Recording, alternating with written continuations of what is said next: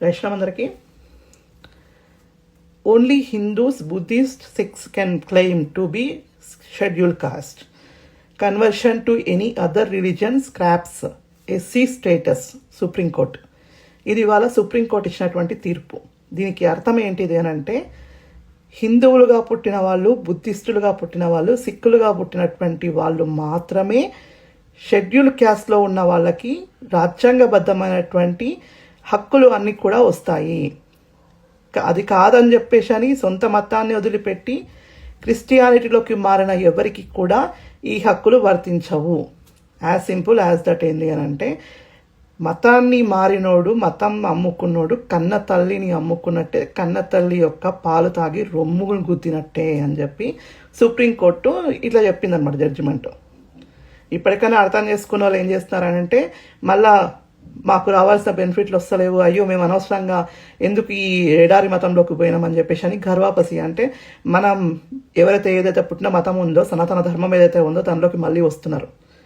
కాబట్టి ఒకటే చెప్తున్నాం, రాజ్యాంగమైన సనాతన ధర్మమైన ఒకటే చెప్తుంది, మీ యొక్క హక్కులు మీరు కాపాడుకోవాలి అని అంటే మీరు ఏదైతే మతంలో పుట్టిరో అదే మతంలో ఉండడం నేర్చుకోండి. పరాయి మతం ఎప్పటికైనా కూడా పరాయిదే. పరాయి తల్లి ఎప్పటికైనా కూడా పరాయి తల్లి అవుతుంది, కానీ సొంత తల్లి కాదు, కన్న తల్లి అసలుకే కాదు. హిందూ మతము అన్నది కన్న తల్లి లాంటిది, క్రిస్టియానిటీ అన్నది ఉంచుకున్న తల్లి లాంటిది. కాబట్టి ఇవాళ ప్రతి ఒక్కరిని కూడా స్వధర్మంలోకి ఆహ్వానిస్తున్నాము. ఇంకా ఉన్న వాళ్ళు ఎవరైనా ఉంటే తట్టబుట్ట సర్దుకొని వచ్చి మళ్ళీ స్వధర్మంలోకి రాండి. ఏసు రెండో రాకడనో లేకపోతే మీకు ఏదో బెనిఫిట్లు వస్తాయనో అక్కడికి పోతే ఏం లేదు, ఏముండదు. ప్రతి ఒక్కరు కూడా స్వధర్మంలోకి రండి, మీ యొక్క హిందూ ధర్మాన్ని మీరు పాటిస్తూ ఉండండి, మీకు రాజ్యాంగబద్ధమైనటువంటి అన్ని అధికారాలను మీరు పొందండి అని చెప్పేసి మేము కోరుకుంటున్నాం. ముఖ్యంగా రాజకీయ నాయకులు ఈ విషయంలో ఎంత దుర్వినియోగం చేస్తున్నారంటే, పేర్లనేమో క్రిస్టియానిటీ ఉంటుంది, వాళ్ళు వాడుకునేదేమో ఎస్సీ స్టేటస్ని. కాబట్టే ఇవాళ ఇన్ని రకాలైనటువంటి దారుణాలు జరుగుతున్నాయి.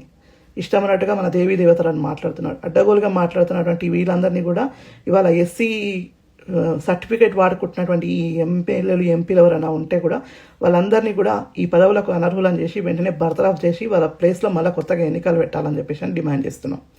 భారత్